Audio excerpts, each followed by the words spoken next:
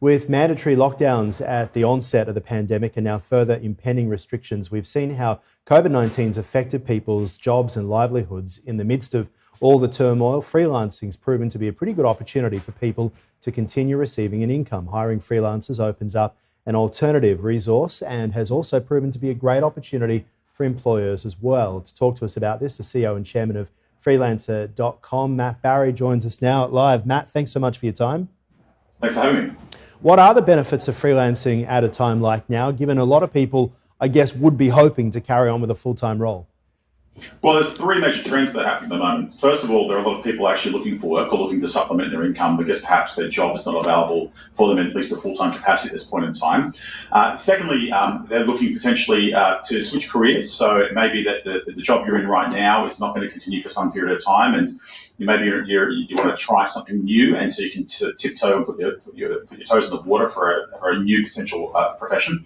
Businesses are also looking to cut costs. Obviously, at this point in time, it can be very challenging for many businesses who have taken loss of revenue. And the other big trend actually is that there's quite a number of people who are starting side projects. So whether or not you're a business owner and perhaps your business has some issues for the next few months until we get through COVID, and you're looking to start new revenue streams and maybe start an online business, maybe drop shipping something over the internet or a software as a service, or you're someone who's out of work looking to maybe get around to actually starting that startup. So there's a lot of potential you can take advantage of by going to the internet.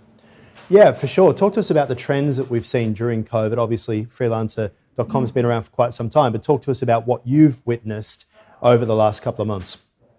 Well, just in terms of gross traffic, we're up 60% year on year in June in terms of traffic to the website, a 53% increase in new paying employers, a 39% increase in new jobs that are being funded, and a 36% increase in bids being placed. We had 5 million people sign up in the last 6 months. During the week, somewhere between 30 and 40,000 new signups a day. So there's a huge flood of traffic coming into the platform.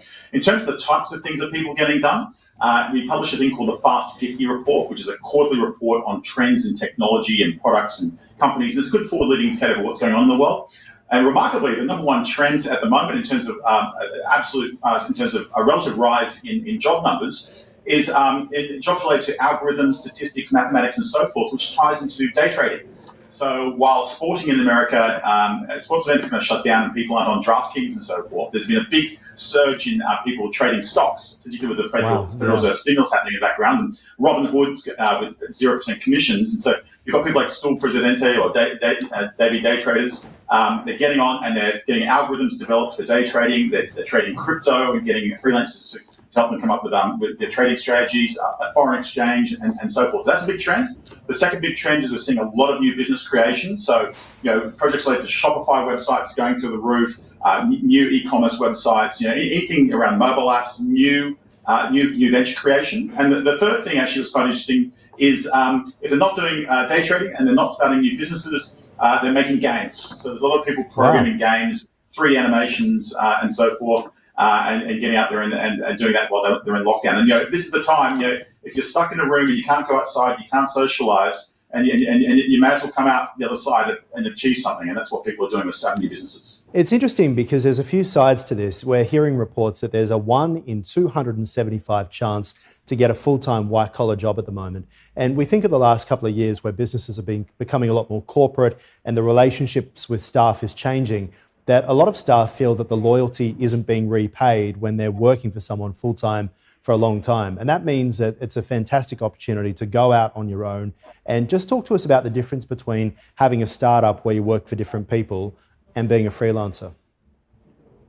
Well, both actually can blend into each other. You can start as a freelancer. You get to kind of create your own career. You get to create a job rather than take a job. Maybe you're trained as an accountant, but you always had a creative side to you.